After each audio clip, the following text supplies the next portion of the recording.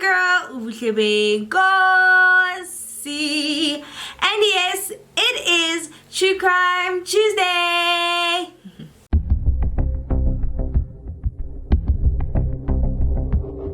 Before we get started with today's video, kindly subscribe to my channel, press that like button, and comment down below other true crime cases and video ideas that you would want me to cover. Finally here at part 4, the last part of our Devilsdorp series. And yeah, man, it is a very heartbreaking case because it includes the loss of lives, but it was a crazy one. It really was. Yesterday I went to a party and I spoke to one lady who said that she was born and raised in Krugersdorp, and I asked her about it. I was like, girl, do you know about the Krugersdorp killers, Devilsdorp? And she's like, yeah, the people that used to kill the estate agents. So it's a very well-known case. Yeah, I don't know, let me just put this disclaimer out. I don't know when the next YouTube video is going to come out after this one, because I am on holiday and I am visiting, so obviously filming, editing, and all of that is a bit more difficult. But once I get back to school, I'll be back. Let's get into today's video. So the last time we ended with Zach, Cecilia, and Miranda being placed in jail, along with Marcel and Leroux, and we had found out that indeed there was a body in the car that blew up when they said it was Zach's, but we didn't know exactly whose body it was. Enter into the scene Jared Jackson. Jared Jackson, along with his pregnant fiancée, were both drug addicts and homeless at the time, and they tried to make ends meet by walking through the streets and selling chips and cool drinks and other types of snacks. This is how they unfortunately crossed paths with Cecilia Steyn. One day, Cecilia bought their whole entire stock from them, and obviously they were like, oh, money. And on the 16th of December 2015, Jared went on a car ride with Zach and Leroux Steyn. During this trip to the town of Beatrice Steyn, Leroux Steyn drugged Jared, strangled him to death, and once they had arrived at the scene of where they wanted the accident to happen, burned him in the car. 2 days after killing Jared, this is when we see Leroux Steyn and Cecilia Steyn calling the Discovery Insurance, trying to claim Zach's life insurance, having Cecilia as the beneficiary. This is when all the puzzle pieces came together. Finally, the prosecution had to, really son, just gonna move in the middle of anyways. The prosecution had two main witnesses. This was Leroux Steyn and John Barnard. And oh boy, they spilled the tea. They came through. Okay. I think John, I don't know, it's not in my notes. I don't know how I missed this, but I think John was with them the day that they committed the murder. With like Jared and stuff. So after the murder, John had texted Cecilia saying that they were done. So this immediately implicates her in the murder, obviously, of Jared Jackson. So because they had agreed to plea deals, John Barnard got 20 years behind bars and Leroux Steyn had gotten 25 years. And then, coming out the side of her neck, Miranda Steyn, Leroux and Marcel's mother, says, oh no, she now wants to plead guilty because she apparently found some Bible verse that said that she must confess and she'll be forgiven, and look how she goes ahead and just embarrasses herself. Well, it was a little bit too late for her because she did not cooperate as a state witness. She got, I need to hear drum roll. She got 11 life sentences that she would be serving concurrently, which means technically one life sentence, plus 115 years. So she's definitely not going anywhere. Even if she finishes these life sentences, I think a life sentence is like 25 to life or something. But yeah, this life sentence, she still has another 115 years. So baby, she'll be in jail in her next lifetime. So now that Miranda, Leroux, and John had pleaded guilty, they had gotten their sentences, were convicted, jail. Now, left over was Cecilia and Zach, who awaited for their trial. They waited 2 years, so this means their trial took place in 2018. 52 witnesses all in all were called to testify. One of those witnesses was Miranda Stain, who testified in defense of Cecilia. She called Cecilia her very best friend. And now when she did tell her story, she told it in a way that it would exonerate Cecilia and Marcel. Her testimony was like poop, honestly, let's just be honest. Because all she did was take LaRue's testimony and literally shatter it. Another person who also finally testified was indeed Ria Groenewald. And remember when I told you guys, I don't know if it was part 2 or part 3, one of the parts where I had told you guys that there's a video of Cecilia literally bleeding from the mouth during those high nights. Well, Ria came and testified about one of the highlights. Testified about the high nights. And I believed it. Like from then, that's the one thing that kept me skeptical. I'm sorry. Moment of silence for my hair. Hello. Hello. Come through. Anyways, I had believed the whole high nights thing, or the whole satanic thing. Also, oh my god, I'm so a mess. This is a black obsidian. It's a crystal. I got it at Amazing Crystals at, oh my god, I don't remember. Just like Google Amazing Crystals, you find it. It's in a mall. It's in one of the malls in the north. But yeah, this is a black obsidian. Anyways, I had believed it, that there had to have been something going on with Cecilia spiritually because of like that video of the blood gushing out of her. Well, it was revealed that Cecilia would actually put like a blood-like substance, latex gloves, and then like cut the tips off and then tie it and then like shove them at the side of her mouth and then bite them when she wanted it to, like, really. The dramatics put that girl in after. Miranda denied the whole thing where Cecilia said she's a 42nd generational witch and literally just went ahead and called LaRue crazy. And remember, last part we had talked about how Miranda never really liked LaRue, and she would repeatedly like abuse him if he never wanted to follow her instructions. That was called to the stand, and surprisingly, he was pretty honest. I think because he's so cold-blooded and he knows like there's nothing more that he can do for himself. Excuse me. The whole orphanage story came up again about the orphanage with the, yeah, in the forest. It was because they found evidence of Zach giving Cecilia large amounts of money, and also John having to literally take out loans to give to Cecilia's orphanage. Mind you, all this money was going into Cecilia's bank account. The premise of the orphanage was that the Satanists believed that they would have to sacrifice their firstborn child to the devil. So what these lovely people in the church would do is that they would take or give away their firstborn children to the orphanage to avoid them being killed. She had even said that, I don't know if Cecilia said that she was, oh yeah, Cecilia had even told them that like she was a messenger of God. I understand how that works if you are Satanist but you're a messenger of God, but that's none of my business. And one thing about Cecilia, when she came onto the stand, one thing about her, she will deny. She came and she denied everything. It wasn't me. You saw a picture? Wasn't me. You heard? It wasn't me. It wasn't me, the whole thing. Even things that were like repeated by people, like things that you would tell multiple people, and then like, even if they didn't know each other or they hadn't spoken for a long time, like people like Ria, she would deny it all. I think, please, if you do yourself a favor, go on Showmax. I'm begging you. Go on Showmax, or I'm sure you'll find the tapes on YouTube as well.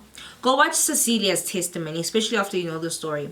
Because Miranda would transfer money into Cecilia's account, and then she would like say it's tithes because Cecilia was a pastor or whatever she was. And when they're like, girl, you're running a ministry, she said no. They're like, why is it called tithes? And she said, that's just what we call it. So next time you want to send me an e-wallet, just write tithes, because that's what we just gonna call it. She discredited every single person's testimony and never once implicated herself. She admitted to having DID and said that she was physically abused as a child. I talked a little bit about DID in one of the parts and left a video linking information about it. But this is also known, it really isn't, but it's known as split personality disorder or multiple personality disorder. It's now referred to as dissociative identity disorder or DID, which happens when, this is a very rough armchair explanation of DID, but basically it's when your personality gets split off into different parts essentially and develops because of traumatic experiences or your brain not being able to understand or process some things that happened to you. So she admits that she had these, and we talked about her having a personality called Anya who used to drink chocolate milk, and yeah. All of this evidence against her, because trust me, they weren't geniuses in everything that they did. They did leave behind a bunch of evidence. With all of this evidence, she still lied. She still spoke rubbish. She was arrogant. She was rude, and she was demeaning. She even would make like sarcastic comments like, "You're going to hell." She, like, I'm not even joking with you. She never admitted to anything, like anything. Are you Miranda's friend? No, no, no. It's, I don't know. I don't remember. I don't recall. No, it wasn't. That's not true. That's all she literally said the entire trial. And I think she genuinely thought she would get away with it because she was not physically present at most of the murders. Because she was not physically possible, and this is so interesting to me, but because they could not prosecute her on grounds of murdering a person or second-degree murder or manslaughter, they started prosecuting for racketeering. Racketeering is organized crime. So what they were trying to prove is that the concept behind racketeering is that, yes, there's bits and there's pawns within the game, but we're trying to get the kingpin. And it's like with like drug operations and underground businesses, anything, human trafficking, even R. Kelly was prosecuted for racketeering because he was a kingpin, never present in any of the kidnapping, persuasion, any of the things that he did to those girls, besides obviously sexually assaulting them. But he was the kingpin of this large organization of sex trafficking, essentially. So what they were trying to do is that they were trying to paint and show Cecilia as a kingpin in this so-called cult organization, because you can't say a church is an organization. That's a whole other thing. But yeah, so they were trying to prosecute her as the kingpin, which is super cool. So because they were painted as a religious group, what the prosecution did, they painted or would refer to Electus Prodeus as a crime syndicate or enterprise, and they painted Cecilia as the kingpin in this enterprise. She had all of the control, and they did it so beautiful. I think they did it amazing. They did it so beautifully where they were able to paint or show that this crime syndicate had a kingpin who was Cecilia, who had control over everything. And then to even like push the narrative even further. And it's not a narrative, it's true. You just need a way to put it in a court of law so this person can like get prosecuted, obviously. But they had then shown that Michaela was a liability to the crime syndicates, to the enterprise, because she got cold feet after Natasha. She was getting nervous. And what do you do in your business, in your enterprise, in your syndicate when you have a liability? You liquidate it. Get rid of it. One thing about Miranda, she got brainwashed all the way. I don't know whatever Cecilia fed Miranda, girl, give me some of that. Because Miranda got up on the stand like she was crazy. She really sounded crazy. But she had said that, no, you're wrong. I had the motive to kill Reginald. She has no motive, but apparently she has a motive. She said she blackmailed Zach into killing Natasha. She's the one that was forcing all of these things to happen, and she wanted to kill Reg, so she did. She literally said, I wanted to kill him, so he got killed. She then says that, yeah, when they went to kill, she thought she was blackmailing Zach. But when they got there to Natasha, Zach seemed to really enjoy it. And also with Reginald. To Miranda, it looked like she was performing. It was like a show. She would try so hard to show how enthusiastic she was about killing. She was like, yeah, I enjoyed killing this person and I loved when I stabbed them, and literally that's what she was doing. And she would gain energy when she would hear the horrific, the traumatized and the horrified reactions from the audience and the family members, so that would push her and she would want to describe even more details.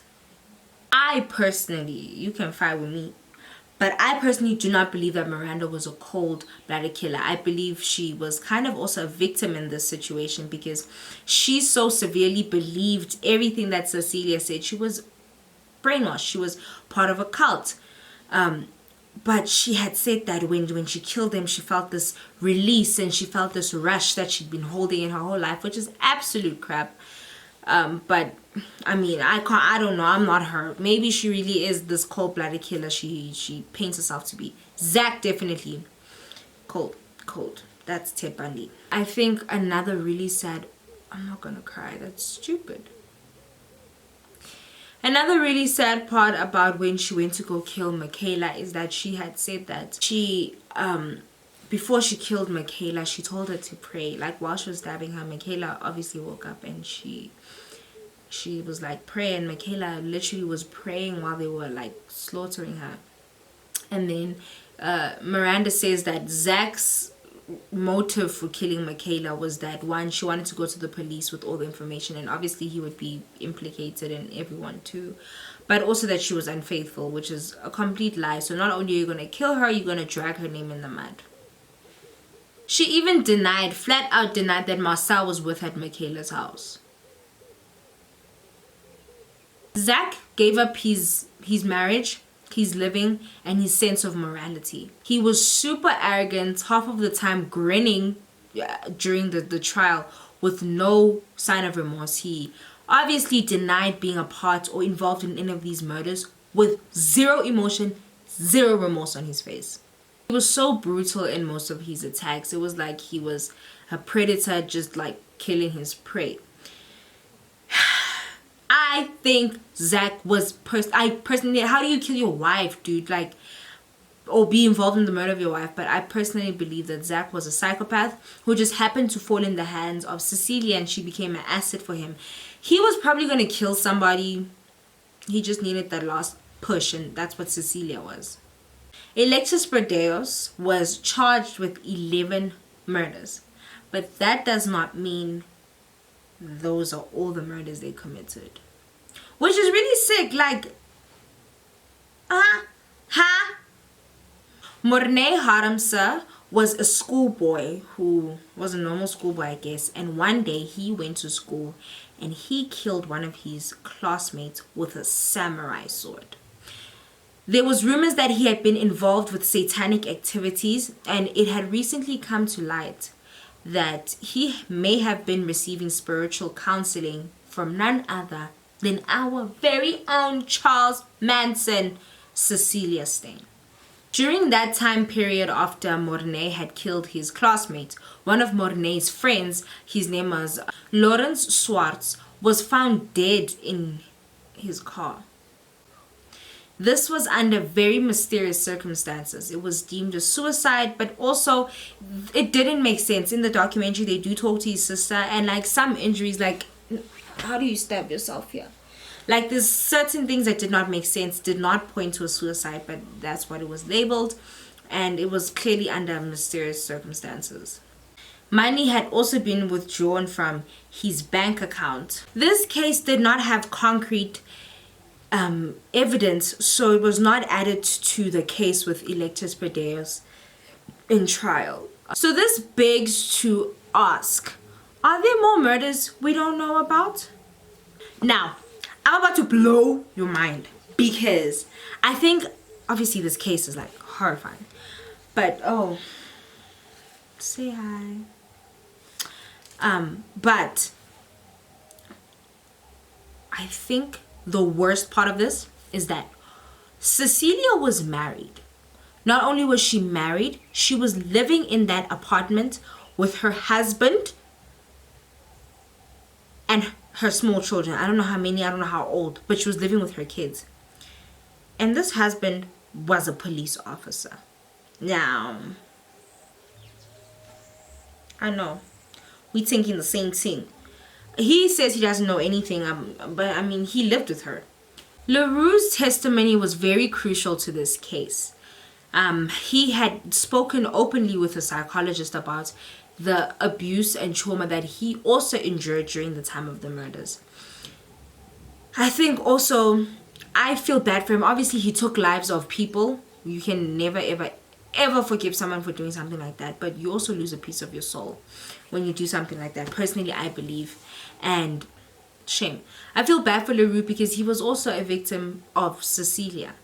And hurt people, you know. I don't want to talk at length about LaRue's relationship with the journalist because I just think that she saw the same thing.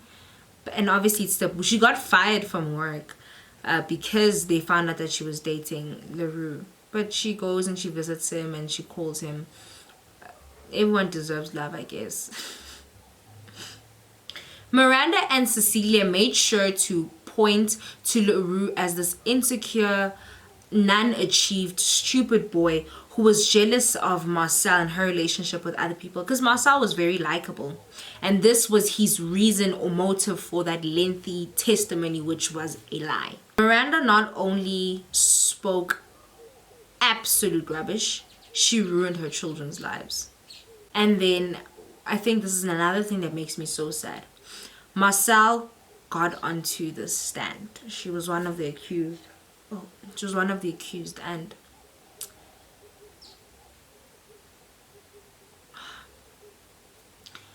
she started confessing. So late into the trial, she started confessing. For her, I feel like it was a little bit too late, but she spoke, and her intellect was so unimagined. She's so well spoken and poised, and you would never think that this is the girl who had participated in most of these murders. She spoke though. She spoke her. She, right at the beginning, was rude and uncooperative when Captain Ben was speaking to her, and she went from that Marcel to a Marcel who was calm and kind and remorseful, and she went on to annihilate her mother's testimony. She, because I did say her intellect was unimagined, she went on to explain how manipulated and brainwashed herself and her mom and the rest of the group to some extent were by Cecilia. It's so late that she had gotten her epiphany, her aha moment, so late after all this testimony and after she's put up this big fight, because you can even tell in the way that she presents herself and the things that she said that she really does see that she messed up and she regrets all of those things that she did. She had a strong character. And right at the end of her testimony and of the trial, she broke down. She showed how much Cecilia had shattered herself and everyone else around her. And Marcel was afraid for her life. Immediately after her testimony, she pleaded with the court to remove her from the same jail facility as her mom, prison, as her mom, because she was afraid, literally afraid for her life. In South Africa, we do not have the jury system, which I don't know how I feel about that. I'm going to quickly explain the difference between jury and judge. It's actually really quick. It's not that deep. Jury system means, I think 12 civilians are picked, are interviewed, are scrutinized to be unbiased and listeners in a certain case, and they're the ones that will decipher whether the person is guilty or innocent. And there's still a judge in that, but they have a lot more weight. And then with the judge system, it's usually just one person who just decides the fate. So in South Africa, we only have the judge system. And in this case, we had Judge Francis who delivered the verdict, and he was amazing. Judge Francis said that this was the worst case that he had ever presided over. He said it was horrific and they deserved nothing less than the maximum sentence. 3 years after their arrest, the last members of Electus Prodeus, who was Cecilia Steyn, Zach Valentine, and Marcel Steyn, were all found guilty. Zach got life imprisonment, 8 life sentences plus 93 years. Cecilia got my favorite sentence. She got terrible. She got 13 life sentences and plus 155 years. And Marcel got 7 life sentences and 144 years. The prosecution got a conviction on everything. Cecilia's a dog because when they asked her, how do you feel about your sentences? Guess what she said? She said, long. I bet. With Marcel, I think it was too little, too late. And I wish that when her brother took the plea deal, she did too. Because she's so young. She was like, what, at that time, pushing 20? So she could have gotten out if she had gotten 20 or 25 years like her brother. Ria Groenewald, another victim of this case, said that when those people died, she died too. This case absolutely shattered her. She lost everything. She now lives under a new identity and she has lost all contact with her children. The investigation into police conduct of 2012 is still ongoing because when have the police ever did their jobs? And then our favorite captain Ben Boysen, retired shortly after the end of this trial. I personally believe that it is important that we focus ourselves on the people who lost their lives in this case. Joy Buanzaya, Natasha Berger, Reg Bendixson, Michaela, Peter and Joan Mayer, Jared Jackson, Glenn McGregor, Anthony Schofield, Kevin McAlpine, and Hane Lilatagan all lost their lives at the hands of Electus Proteus. Now, I purposefully excluded this part of my research because I thought it would be nice for me to have a live reaction to the zodiac signs of those monsters in jail. It wouldn't be right. Me, a whole holistic honey, not knowing the star signs? I think not.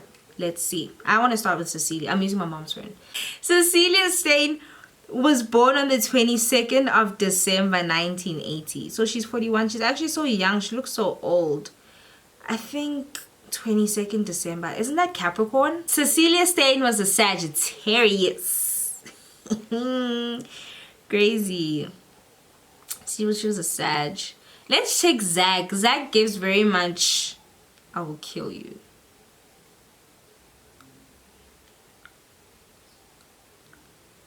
Probably born in November. Fun fact, most serial killers are born in November. And all in all, most serial killers are Scorpios. So watch out. Zach was a Leo. Huh? I doubt I'll find any for LaRue or anyone else. But I genuinely just really wanted to know specifically for Cecilia, Miranda, and Zach. We did it! We finished. So, we're done, guys. We're done. We're done with our 4-part Devilsdorp series. Okay. Thank you guys so much for watching today's video. Make sure to like, comment, and subscribe. Stalk me on my socials. Share if you think I'm pretty. And yeah, I'll see you guys next Tuesday. Bye.